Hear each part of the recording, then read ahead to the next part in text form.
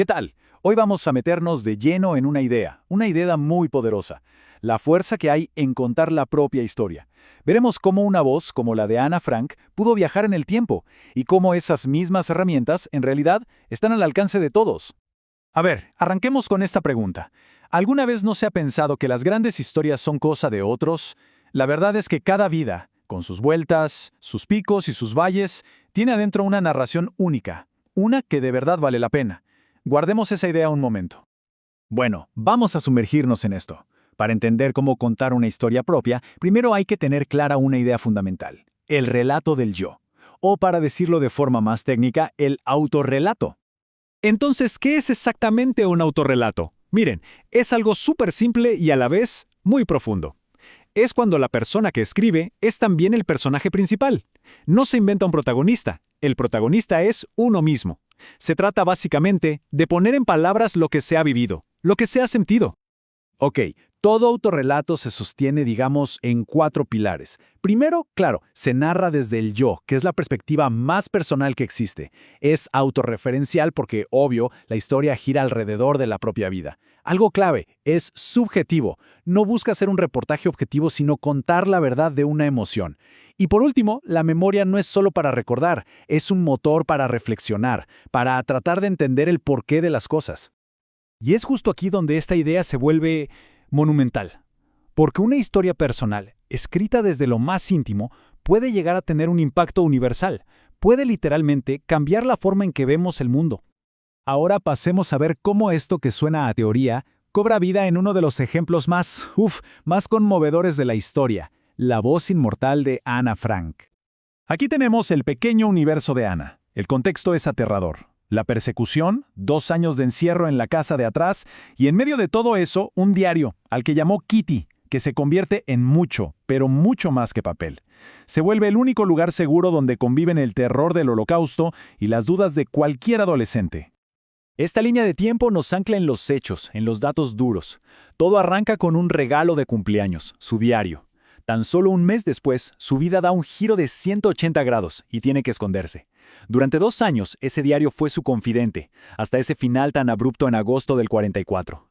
Su muerte, tan cerca de la liberación, es una de las grandes tragedias de esta historia. Y aquí es donde todo conecta. ¿Se dan cuenta? El diario de Ana es, literal, la definición perfecta del autorrelato que acabamos de ver.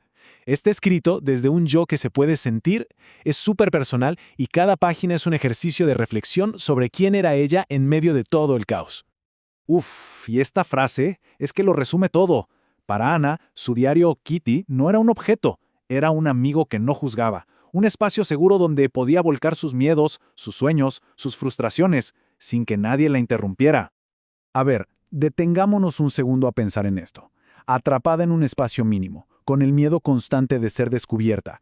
Escribir ya no es un pasatiempo, ¿verdad? Se convirtió en su herramienta para sobrevivir psicológicamente. Fue un acto de una resiliencia tremenda, que mantenía viva la llama de la esperanza. Y esta es una de mis citas favoritas, en serio. A pesar de estar encerrada, Ana encontraba consuelo y esperanza en las cosas más simples, como un pedacito de cielo azul que veía desde una ventana del ático.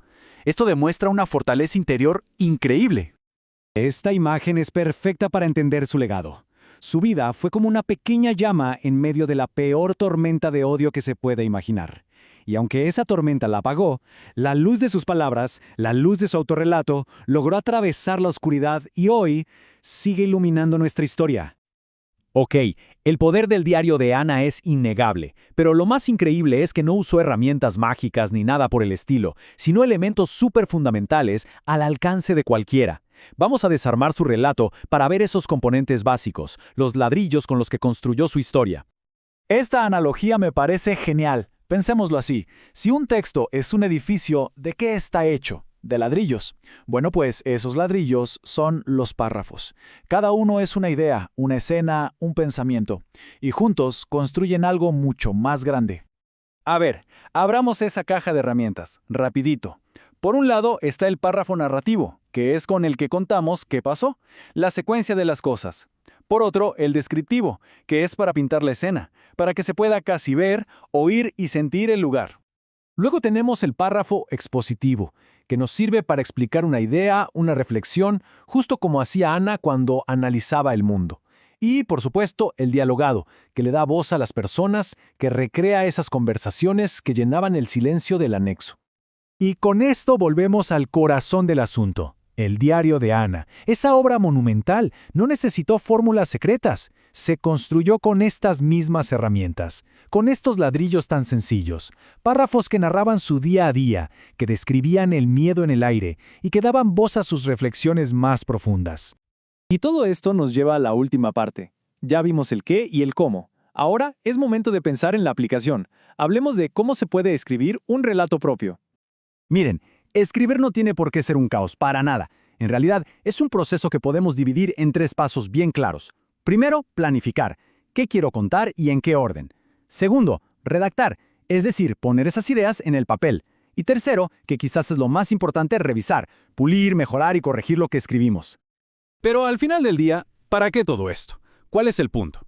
Bueno, contar la propia historia es en el fondo una herramienta increíble de autoconocimiento.